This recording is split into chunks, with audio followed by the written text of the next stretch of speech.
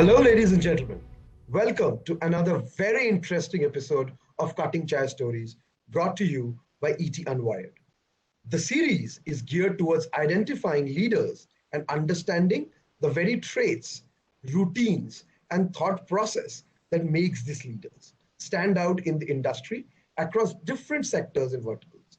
During the conversation, we'll try to get a glimpse of the person, both personal and professional, who not only takes critical business decisions but ensures that the revenue clock keeps ticking. And today, we have with us a very special guest who is a savant in the technology domain, Mr. Rohit Jain, CIO of Tawant Technologies. Thanks for joining us, Rohit. Diving Hey, straight in, yeah, sorry. thank you. I'm really looking forward to this conversation. Yeah, thanks. So, Rohit, diving straight into the conversation, if I had to ask Rohit Jain to tell me about his leadership approach in a nutshell, or what he thinks is good leadership, what would that be? Interesting question. Getting straight into it, I think leadership. There are so many different styles. I am not sure that I want to or I can identify with any particular style as such. But I would say I would probably be more of a coaching leader, maybe sometimes authoritative, but more coaching. My intention is to always, work in the trenches with the people, show the way, how to do things. I'm always a very hands-on person, and one of the things that I always believe in is, letting my team know why I want them to do something rather than just saying, "Hey, just go and do this thing." And that I believe helps them to grow. And that's what I mean by a kind of a coaching style. The authoritative style is, sometimes when you just need something done quickly, you just have to say, "Hey, can you just get this done?" But I always make sure that people understand the reasoning behind what needs to be done, right? It's I think the way to help people grow. Quite interesting you say that. Is there any particular reason, or is there a person who's influenced your particular style of leadership?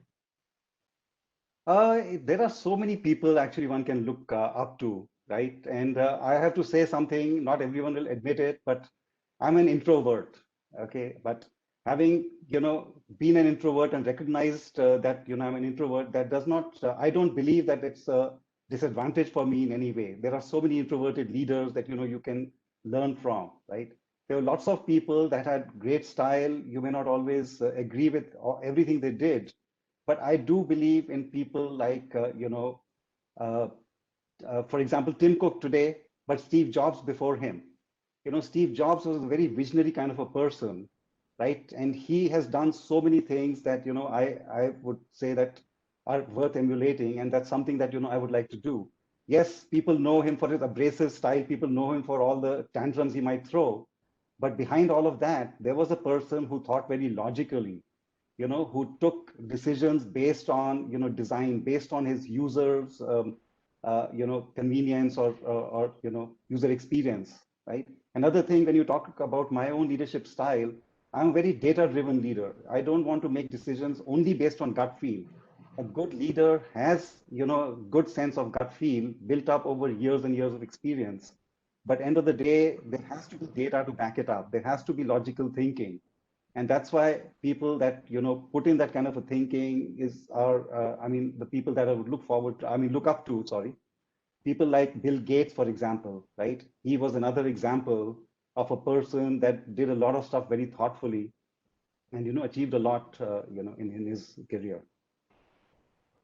You know, let's put aside leadership for a moment here, and let's look about what both you and I can agree on the fact that it's been a devastating 1 year, in a true sense of the word, but also to business experts like you, to leaders like you, it also was a moment of opportunity, because as Albert Einstein used to say, crisis breeds opportunity, right? So from a professional standpoint, what did you do in the last 1 year that you enjoyed the most, and then how different was your one day in your life pre-pandemic and during the pandemic?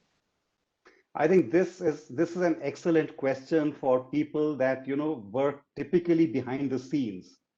me, my team, we work behind the scenes, we are appreciated for what we do, but it's kind of in the background. This is the one incident that happened, this pandemic. Let's hope it doesn't come around again in our lifetimes. But this is the one incident that helped, organizations to see the value of all the investments that the organizations had made, right? It may be me and my team that are, influencing those decisions. We say we need this kind of infrastructure, we need that kind of facility for our people. But the pandemic really brought all of this home. We had thousands of people, working from offices, delivering projects for our customers, mostly based overseas. We are mostly a US-based company. Majority of our customers are in the US, some in Europe and Japan. And everyone went to the office. They had access to all the secured networks. They had access to high-speed internet lines. They had the best desktop computers, very high-end desktop computers and laptops. And all of a sudden, with barely any notice, having to just move it all, to homes across the country, making sure people are able to access, the networks, but not only access it, but be secure as well. Even having the conversations with our customers to convince them. In the early days, it was not such a simple matter before everyone knew the big impact that this was going to have. It was not easy to convince them that, hey, we can still be secure if we are working from home, because we work with the financial services sector, in the financial services sector, right? A lot of customers, they hold us to a very high security standard, and we have to convince them too. But doing all of this stuff, to your question of, what really change, what helped to change, what was the thing that we enjoyed the most? What we enjoyed was the challenge of getting everyone up and running.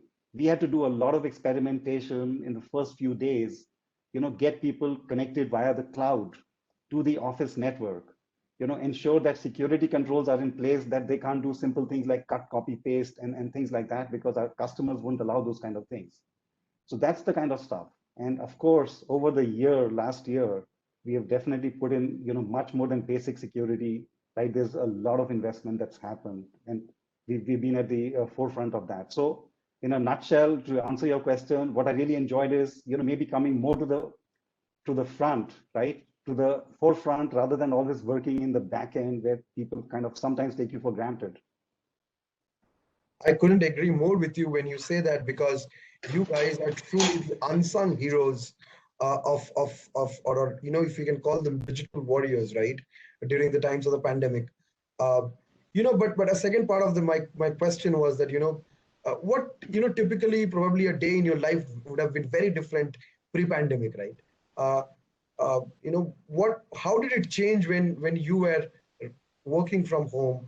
And as you said, right, hopefully the pandemic doesn't come back to hit us again in any new form. But what if it does? What would you do then?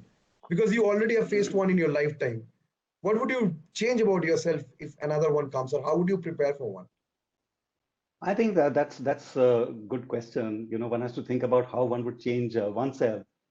All these years, I have to admit, I was not, a big proponent of work from home on a long-term basis, right? I always felt that if you have some personal things to take care of, kids, school, something you got to do, maybe go to a small hospital visit, do something, it's okay to work once in a while. But the pandemic has shown us that it is, possible to work remotely. It's possible to be productive. It's possible to have customer satisfaction. It's possible to make your employees happy. Yes, some people may be feeling a little bit lonely, but that's a different issue. But it is possible to do all that. So I would say one thing that has changed, in me personally and in our senior leadership team, they openly admitted that we were not always the most open to people working from home. We always felt there'd be loss of productivity, but our teams have worked so well together. They've actually increased their productivity. The time lost in commuting, the time lost in doing this and that, right, has all been channeled towards, productive work. Of course, there are challenges, but that is something that one has to deal with also. Switching gears here a little bit, I know that you're a travel fanatic. I know that you love to write about travel, but we'll come to that a little later. But your childhood has been some sort of challenging, right? You were moving from one city to the other very frequently, right? And then obviously join IIT uh, and not a direct computer course or a computer engineering course, right? You join mechanical, and then obviously having to make that shift from mechanical to computer engineering, right? Uh, could you sort of, in a very short way, could you sort of help us understand your, how you traverse the journey during your early days, and then to IIT, and then how sort of you traversed your journey in your career? Yeah, maybe just as a quick forward, I would just say something. My philosophy in life is, as simple as ABC, always be curious. And that is something that helps me, get more into the details of something that people might just take for granted. If I see something, I would love to know how it works, right? And so that is that kind of curiosity that has helped me, cope with the changes that I have seen. Instead of seeing them as a big challenge, I think it was an opportunity to learn something new all every time we made a move. My father was in the army, he spent his entire career in the army, which means every 2 to 3 years, you're going to move to a different place. And growing up, and especially in the more junior classes, it was a challenge if you just suddenly land up in Punjab and you don't know the language. Not only do you have to somehow learn to read, to speak it, you have to read it and write it. And if you get there in grade 4 or 5, people have already done their alphabet 5 years before you.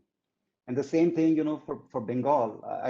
I mean, we went there. We had to learn somehow in the senior classes, so learn enough Bengali to pass that language exam. So it is something that has helped cope with the changes that come along. Now coming to the computers versus mechanical engineering, etc. I was always interested in computers, and I'm talking about the 80s where a lot of people weren't thinking about it. It was one of those things that people really didn't think so much about in India. Computers were definitely hot. If you wanted to have a good computer education, even you probably thought you had to go abroad, right? Do an MS in the US or do something. A lot of my friends did that. But in India, there was no internet, there was no knowledge. And I got into IIT Roorkee. It was not an IIT at that time, by the way, it got classified as an IIT later. And I got in a rank which allowed me to choose anything I wanted. And I actually chose mechanical engineering. Little did I know that, there were other courses that were closer to computers, but I did mechanical engineering because like I said, I was always fascinated by things. I wanted to know how things worked. But we were blessed by having one of the best computer centers in that university. It was a university at that time, became an IIT later. They had a mainframe computer, which only two educational institutions in India had at that time. And that is somewhere I spent a lot of my time, I have to admit. I would say I wasted a lot of my youth in that computer center, but it's not actually wasted because it helped me, with the foundation. And I went on to do, an MBA later where I did take up the computer kind of courses, right? The systems courses. So that's kind of how my career went from mechanical engineering to computers, and it's been IT ever since. you know, as we said, during the introduction, that we sort of classify you as a savant, right? Uh, but how do you sort of, throughout your career, throughout your life, how do you sort of keep, keep this inquisitiveness, this curiosity alive, that sort of helps you, uh, you know, helps you learn more and more about new things, or gives you a fresh perspective into different problems, be it in your life, be it baking solutions for your clients. How do you create, or how do you keep alive that curiosity in yourself, and what advice would you give to inspiring, or sort of aspiring people, who look up to you, or who one day aim to be in your position, in your shoes? Yeah, I'd say that, when you get into the IT industry, don't forget that it's a knowledge industry. It is not something that, okay, I have learned everything I need to do. And I'm not going to take an example of any other industry because there's learning in every industry. So I'll just stick to my own. If we talk about, the development side of things, if you want to be a developer, an architect, you want to be a project manager, there's something to learn in that every day. And on the other side of things, if you're on the IT infrastructure side, which is what I'm more focused on now, by the way, I have my fingers on, in both pies, but, for now, for the last several years, I've been focused more on the IT infrastructure side. there is so much to learn. There is something new coming in, either it's security or it's, kind of a new paradigm. It's a whole paradigm shift. In the old days, you had networks with, all the routers and everything, switches, everything is done, on premise. Today, you run networks from the cloud, right? And if you don't have the curiosity, and that is why I use my ABC principle when you talk about how do you, inspire other people. If I get a chance to address, some of the youngsters, people who are joining our company, either from college or for 2, 3 years experience, I always give them my ABC story. I say, always be curious. In the olden days, when the internet was a little bit newer, I would give them this very specific example. I would say, let's say you don't know about topic A. You do a search and you land up on a Wikipedia page, to learn about that topic. But once you're reading that page, you notice that every fourth or fifth word is blue, which means it's a link to another page, right? If you don't understand what that word is, also open that link, also read that. If you went to read about topic 1, you would read about, topics 1 through 10. I mean, you'd understand about topics 1 through 10 in that same session, right? So it's something that I think a little bit has to come from within, but people can be guided to do that. I don't want to force feed anyone who's not going to learn, who says, hey, my job is, I'm just taking an example, hey, my job is only Java programming. I don't want to learn any other languages. Okay, fine. Maybe you are happy with, your specialization. If it was me, I would say, not just another language, learn the domain you're working in. If you're working in the financial services domain, your knowledge of finance will last you much longer than your knowledge or the utility of Java, as an example. There's a lot of information available today, as opposed to what information you would be able to get so easily near your fingers during your time, right? Do you think Mm-hmm. this information overload is also diluting the interest, or is actually overburdening the senses of somebody who's actually out there to learn? Oh, actually, that's an interesting and very thought-provoking question because, access to this information is something when I look back upon my career, I wish that, hey, in the 90s, early 90s, when I needed this information, I wish it was there to me. I can remember my struggles, trying to get basic information, which today is available, in milliseconds, right? So I think it is what you make of it. You've got to have the discipline. You've got to know how to make use of this information. And it's not just the information you were looking for. When you talk about sensory overload, there are so many other things out there that can overload you. There is all the social networks, there's, other communities you may join, and all have a place. But if your intention is, your objective is, to gather knowledge, to get better at what you do, then you've got to find a way to block out these other, I would say distractions, and make sure that you're only focused on what you have to do, what you want to learn or what you want to achieve. Before we let you go, I really cannot not ask you about your hobbies, and I think travel is one of your uh, one of your favorite hobbies that you have, Hmm. and you have shared with me a couple of interesting anecdotes, around travel. But tell me something, how has travel sort of, if I can call it so, liberated you in your life, both personally and professionally? If you want to share an anecdote to sort of explain how it sort of keeps your heart still at 20. Oh, travel, you got me going on something that is so close to my heart. I just wish I could have done much more over the last 1 year, sitting at home, working away at a corner of the home. Just one thinks back upon all those things. Maybe I can share an anecdote or so, but before that, I'd just like to say, I think travel is the one thing that liberates the mind. Unless you get exposed to all those different cultures, and it's not just about travel abroad. You can travel within India and be exposed to, 50 different cultures within India. And if you add to that, travel outside of the country and specifically go to places that, everyone isn't going to, you're definitely going to learn a lot and open people, other people's minds. For example, my kids, they have traveled with me from very young age, and every couple of years we would do, a foreign holiday or a big vacation within India.